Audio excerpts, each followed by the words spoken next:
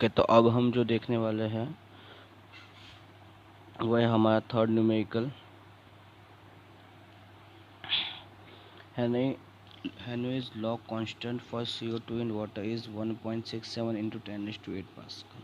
तो हमें यहाँ पे क्या है, तो केएच दे दिया गया है, कितना है 1.67 इंटू 10⁸ पास्कल है। ठीक है, ये पास्कल में है।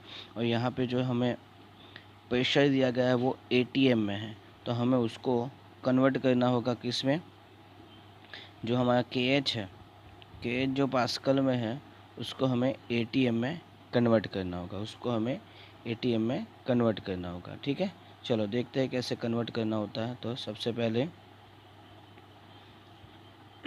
ओके, चलो, तो 1 ATM इज इक्वल टू क्या होता है, तो 1.013 इंटू 10⁵ पास्कल होता है। तो कितना होता है, तो 10⁵ पास्कल होता है। तो 1.67 इंटू 10⁸ पास्कल, तो ये क्या हो जाएगा, ये यहाँ से ATM में कन्वर्ट, ये यहाँ पे ATM इसके साथ मल्टीप्लाई हो जाएगा और ये यहाँ से आके नीचे आ जाएगा। मतलब कि यहाँ इतना सिंप्लीफाई करने के बाद आपको क्या मिलने वाला है, तो ये मिलेगा।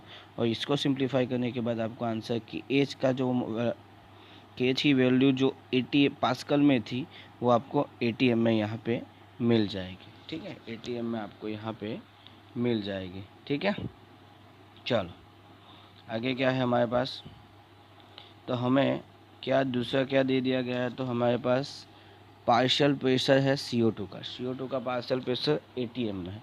देखो यहाँ पे पास्कल को हमने क्यों ATM में कन्वर्ट किया, ठीक है, क्योंकि यहाँ पे जो CO2 का पार्शियल प्रेशर था वो हमारे पास ATM में अवेलेबल होने की वजह से हमने जो हमारा KH की वैल्यू थी उसको पार्शियल प्रेशर ATM में हमने कन्वर्ट कर दी है। उसके बाद हमारे पास होता है वॉल्यूम ऑफ H2O। क्या है, वॉल्यूम है हमारे पास 500 ml है, 500 ml है। ठीक है ना, तो आपको पता ही होगा डेंसिटी का इक्वेशन क्या होता है, तो डेंसिटी इज इक्वल टू होता है मास बाय वॉल्यूम होता है। ठीक है, मास बाय वॉल्यूम होता है। और पानी की डेंसिटी होती है 1। जो वॉल्यूम ऊपर चला जाएगा तो आप उस 500 से मल्टीप्लाई करोगे तो आपको वाटर का मास मिल जाएगा। वो कितना होता है, तो आपको मिलता है वो 500 ग्राम मिल जाएगा। 500 ग्राम जो है वो आपको मिल जाएगा। ठीक है, तो ये आपको मिल जाने से आप मोल्स बहुत ही इजी तरीके से ढूंढ सकते हो। Moles of water is equal to mass of water divided by molecular weight हो जाएगा। ठीक है, हमारे पास मास कितना आया है, तो 500 आता है और मोलिकुलर वेट हमें वाटर का पता ही होता है 18 होता है।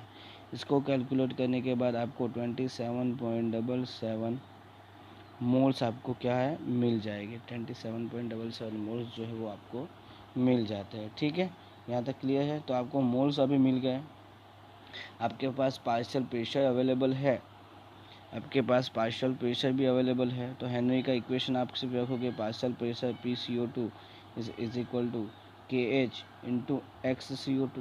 ठीक है, तो XCO2 इज इक्वल टू क्या हो जाएगा, PCO2 अपन KH हो जाएगा। दोनों, ये भी ATM में है, ये भी ATM में है, ATM कैंसिल हो जाएगा। उसकी वैल्यू आप पुट करोगे तो क्या है, तो 2.5 डिवाइडेड बाय क्या है, तो moles XCO2 is equal to क्या आ जाएगा, 2.5 इंटू 1.65 इंटू 10⁻3। ठीक है, ये भी ATM, ये भी ATM, ये कैंसिल, इसको सिंप्लीफाई करने के बाद आपका आंसर आ जाएगा 1.52 इंटू 10⁻3। 1.52 इंटू 10⁻3 जो है वो आपका क्या है, तो आंसर जो है वो आपका आ जाता है। ठीक है, तो अभी आप यहाँ पे एक चीज़ देख सकते हो कि जो हमें मोल फ्रैक्शन मिला है, ठीक है ना, यहाँ पे हमें जो मोल फ्रैक्शन मिला है आप उसमें एक चीज़ देख सकते हो कि मोल फ्रैक्शन की वैल्यू 1.52 इंटू 10⁻3। -3 का मतलब है कि बहुत ही छोटी वैल्यू है। मतलब कि वाटर में हमारे पास बीकर होगा, उसमें वाटर होगा, उस वाटर में CO2 के जो मोल्स होंगे वो बहुत ही क्या होने वाला है, कम होने वाला है।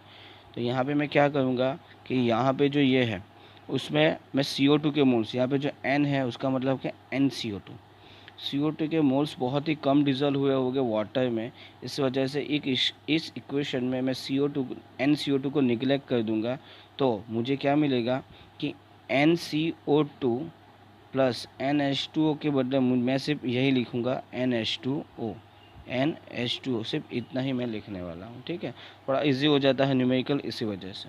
तो यहाँ पे उसके बाद क्या आ जाएगा कि 1.52 into 10⁻³ is equal to NCO2 divided by NH2O। NH2O आपने 27.77 ढूंढ के रखा हुआ था, उसके साथ मल्टीप्लाई करोगे तो आपका NCO2 इज इक्वल टू आ जाता है 1.52 इंटू 10⁻³ इंटू 27.77। ठीक है, इसको मल्टीप्लाई करने पे आपका आंसर आएगा 42.21 इंटू 10⁻³ मोल्स जो है वो आपका आंसर जो है वो क्या है तो आ जाता है। ठीक है, अभी हमारे पास मोल्स मिल गए, हमें तो क्या ढूंढना है, हमें ढूंढना था CO2 का मास, हमें MCO2 ढूंढना है। ठीक है, MCO2 जो है हमें ढूंढना है। तो NCO2 हमें मिल गया, तो इसका मोल्स का इक्वेशन क्या होता है, तो mass of A CO2 divided by molecular weight. Molecular weight कितना होता है, 44 होता है। NCO2 कितने मिले, 42.21 इंटू 10⁻³ ठीक है, इन दोनों का आप मल्टीप्लाई करोगे, मल्टीप्लाई करने पे आपको यहाँ पे आंसर मिलेगा 1.57 इंटू 1.857 जो है वो आपका ग्राम में आंसर आएगा। ठीक है, ग्राम में आंसर जो है वो आ जाएगा। आप अगर उसको कैलकुलेट करोगे 42.21 को और 44 से उसका मल्टीप्लिकेशन करोगे तो आपका आंसर आता है 1857.24 आपका आंसर आता है।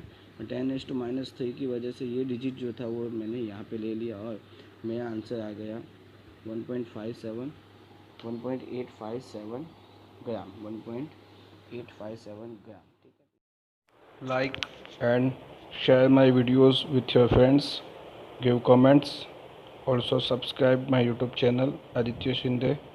Thank you for watching.